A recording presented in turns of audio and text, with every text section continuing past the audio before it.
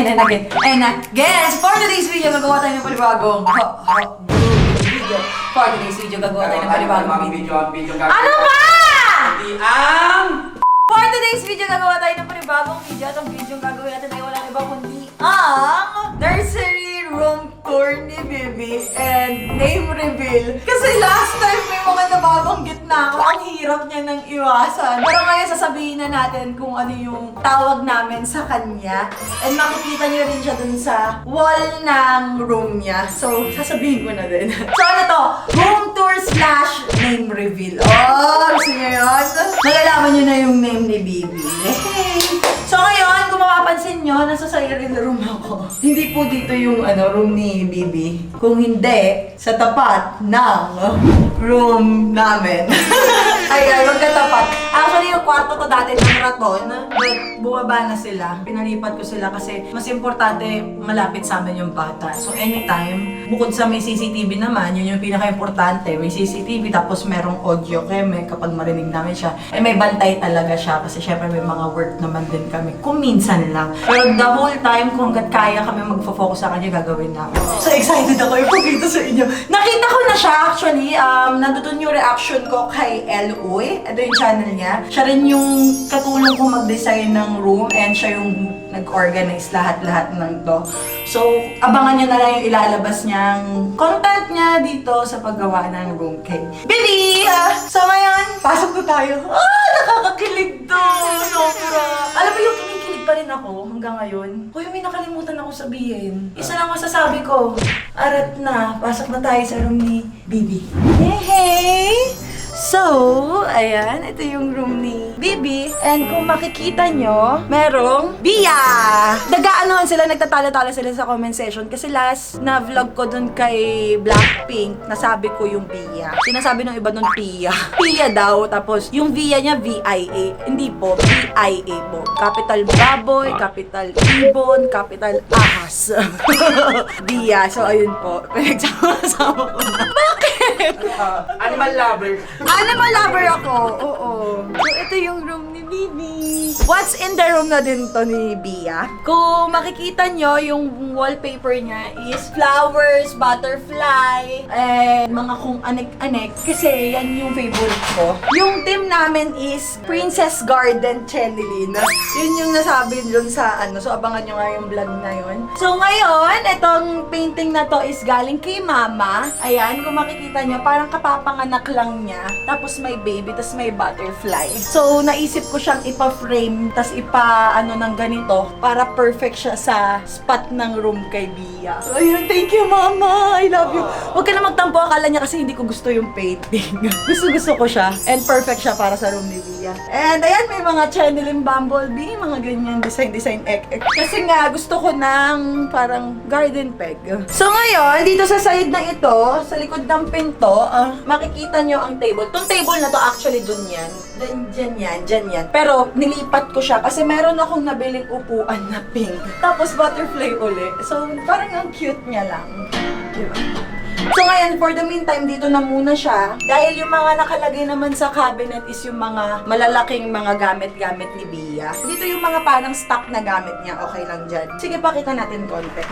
Ayan, may mga ganyan. Mga gifts sa kanya, ganun. So, hindi pa kami nakakabili ng mga kung ano-anong parang organizer box niya, ganun. Para sa lagay ng mga kung ano-ano. So, ito, yan, dyan na lang muna siya. Para siyang, alam mo yung magtitika sa mga playground. No, ang cute! Ang cute talaga. Etong wallpaper na to, kung mapapansin nyo, pinasadya namin to. And si DJ yung nag-design at gumawa po nito. As in, may papakita kong clip. Siya talaga yung nag-effort. Tapos nandiyan na lang sa akin, mahal, okay na ba to?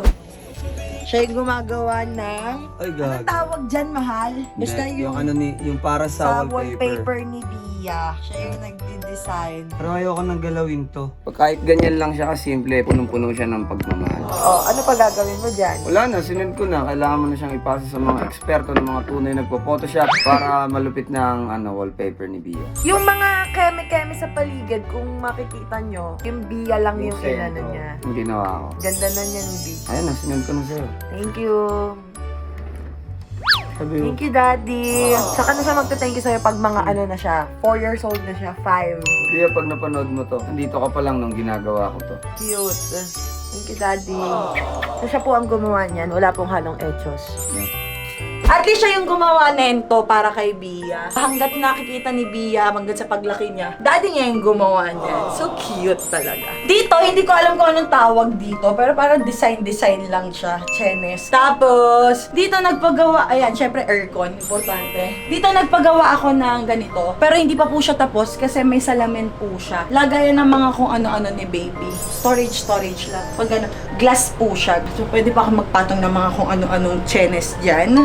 And ito naman is sofa bed para dun sa yaya niya. Although yung yaya niya is matagal na pong nasa amin, lalo na sa Cavite. So safe at hindi ko din naman ipagkakatiwala yung anak ko sa, alam niyo yun. So si Ate Emily yung makakatulong ko sa pag-aalaga kay Bia paglabas ni Bia. Etong bed na to, ito ay sofa bed. Papakita ko sa inyo. Tanggalin muna natin yung mga unan. Uusog siya ng ganyan. Magaan lang naman po siya. Tapos igaganito mo siya. Nagiging bed siya. Ayan. Tapos, pwede yung unan. Ayan. Dito matutulog yung bantay ni Bia. Tapos, tulog siya dyan. Ganun. Diba? Cute siya. Nakita ko siya sa mall. And perfect yung color kasi pink nga. Pink din yung motif natin. Nakita ko. And kinuha ko na agad-agad. So, ibalik na natin siya. So, dito sa side is side table and lamp. Pillows. Tapos, ito. So, sila na yung kumuha sa mga supplier na kilala nila. Ng pillow, nento, ng carpet. Itong carpet, ang cute din. Ayan, mukha lang siya madumi pero hindi siya madumi. Sobrang cute. Tapos yung carpet, buong to, pina-carpet ko kasi gray yung floor namin. So ginawa ko, nagpa-customize ako na built-in carpet na. Sa ibang bansa kasi uso yun. So parang naisip ko dito na lang. So tamang ano na lang dito. Vacuum na lang sila dito. Ayan, that's it na. So ayan, dito naman is cortina. Pwedeng ganitong cortina. Bukod sa cortina, naka-screen yung windows kasi nga lamok. Syempre, ayoko naman madabuan si Bibi ng lamok. So, bintana, screen na chanelin. Tapos, curtain na ganito. Tapos, curtain na blackout para if ever na gusto niya mapayapa matulog pag may araw, ganun. So, may pagpipilian na peg. Tapos, eto naman is, ayan, dito patutulugin si Bibi para naman hindi siya laging buhat. Kahit maaari mahirap sanayin ng bata sa buhat. So, mas okay na yung ilalapag na lang siya dyan, ganun. Kasi ito, may tugtog to. Paparinig ko sa inyo. Ayan, kung naririnig niya siya.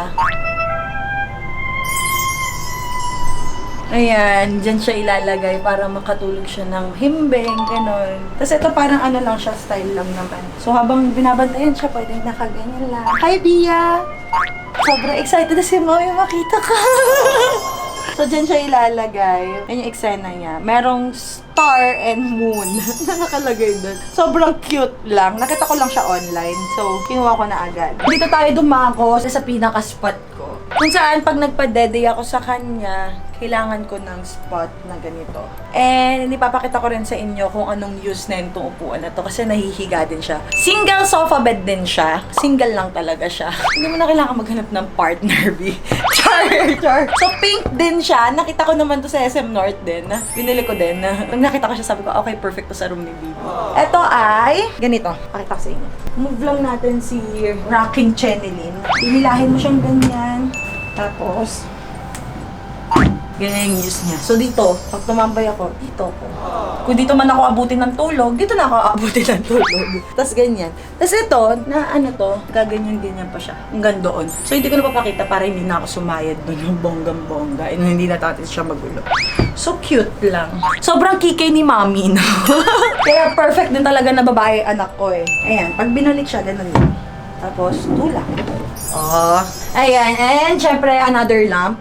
Design chuchu niya lang. Ito, ginawa to ni Elle para kay Bia. Surprise daw. And, ito, pina-customize din to. Ito ay butterfly crown and flowers. Para sa kanyang crib.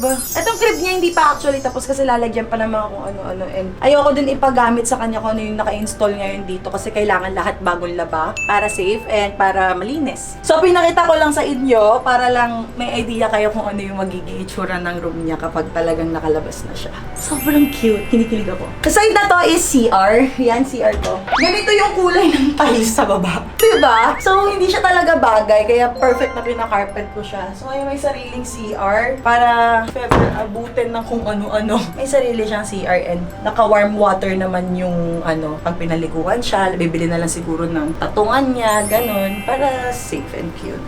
Sobrang cute din to. Biyang! Biyang!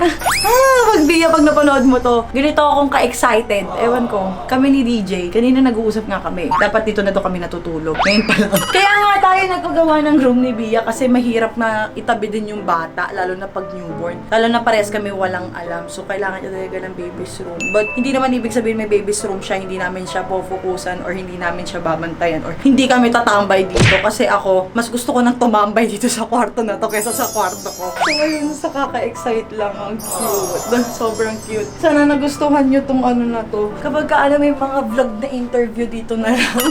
Mas love ko na yung kwarto niya kaysa sa kwarto namin. Cute talaga. So next week, magpapakabit na ako ng CCTV sa taas para hagip sa pinto kung sino yung lalabas-pasok. And dito, para kay Bibi. And magpapalagay din ako nung hindi ko alam kung ano yung exact na tawag doon. But yung kapag umiyak si Bia or what, maririnig sa kwarto namin, may speaker doon na nakakonect doon na bukod sa may nagbabantay sa kanya, anytime na may naririnig ko siya through phone, nakikita ko siya through phone to CCTV. So lahat safety talaga. Yun din yung pinauna ko talaga, yung safety niya. Syempre kahit naman tiwala tayo sa tao minsan, hindi din natin masabi kung anong mangyari sa disgrasya or what, makalingat lang tayo yung mga bata, 'di ba? So mas okay na madami kaming nakatingin sa kanya. Ayun.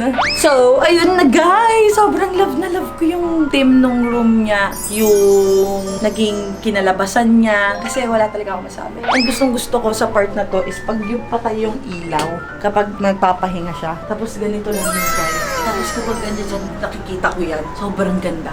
As in, wala akong masabi. So, alam ko yung iba dito nagandahan din. And, sana nagustuhan nyo, diba? And, Bia, pag napanood mo to soon, lahat to is idea din ni Mami. Although may katulong si Mami, pero ako pa din yung dapat ganito, dapat ganyan. Sobrang OC ko kasi. So, para sa akin, sobrang perfect. Wala na akong mahihiling pa. So, ikaw na lang ang inaantay ng mala prinsesa mong kwarto. Ikaw na lang ang inaantay, Bia. Stay healthy, syempre, yun naman yung pinaka-importante. Pinagpipray ko gabi-gabi maging healthy bata siya. And maging bibo like Mommy. So, ipapakita ko sa inyo kung paano ginawa tong kwarto na to, kung paano siya nasimulan, kung paano siya noon sa ngayon, before and after. Tapos, yung reaction ni DJ and ni Rana, nung unang beses na nakita nila tong room.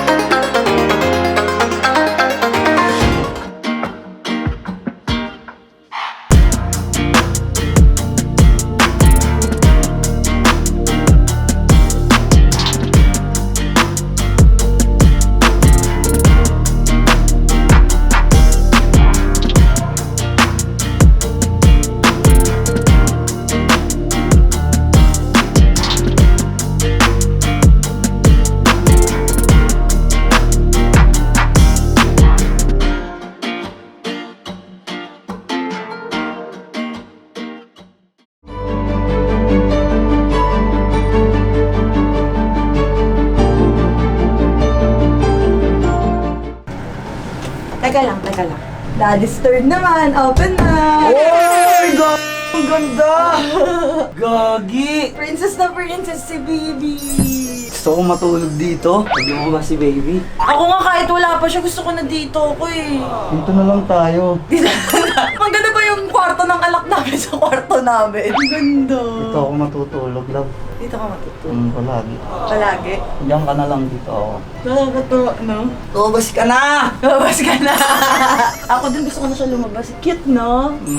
Iba yung vibe niya. Ganda naman neto. Sarap tumambay dito. Kahit dito ko na ilagay yung PC ko, men. Babantay ako ng anak ko. American no? American vibe siya, no? Sa mga Conjuring. Joke lang. Tawagin natin si Rana. Kwarto nila to dati. Sabihin ni Rana, nung kwarto namin yan, hindi mo pinaayos. Kwarto namin, kadilim-dilim. Oo, kahit kasi maliwanag na siya. Hindi, ganun lang. Ganda ng kwarto ng anak natin lang. Thanks to DJ, siya yung gumawa niyan. Siya yung nag-keme-keme nentong biya. Pikit ka muna. Nakapikit ka, wait lang, pikit ka lang. Lalabas isang mata. Daya. Okay, 1, 2, 3. Pero ngipin ko lang inalabas ka. Go. Uy, God! Ang ganda! Ganyan-ganyan din yung reaction ko kanina. Kulang na lang tumalon ako sa tuwa. Gago, ang ganda. Pwede ba dito na lang makitulog? Nga sabi ko dito ako matutulog eh. Lahat na sila, yun ang sinabi. Hey! Ay, maganda nga. Cutie, di ba? At least naglagay ka ng mother and child. Oo. Yun syempre si ka-freshness. Hindi pwedeng mawala sa ano. In fairness, gusto ko to. Oo. Si DJ gumawa niyan. Cutie, di ba? Baka mag-vlog na rin yan ha, sabihin niya, arat na. Alam mo, sabi mo sa room di. Maganda, very feminine. Malakas babae talaga. Congrats me. Subscribe, Mamshi, guys! Love you, ma. Love you. Happy 1M! Bala push! So, ayun guys. Ayun yung inabot to ng ilang days, ilang linggo.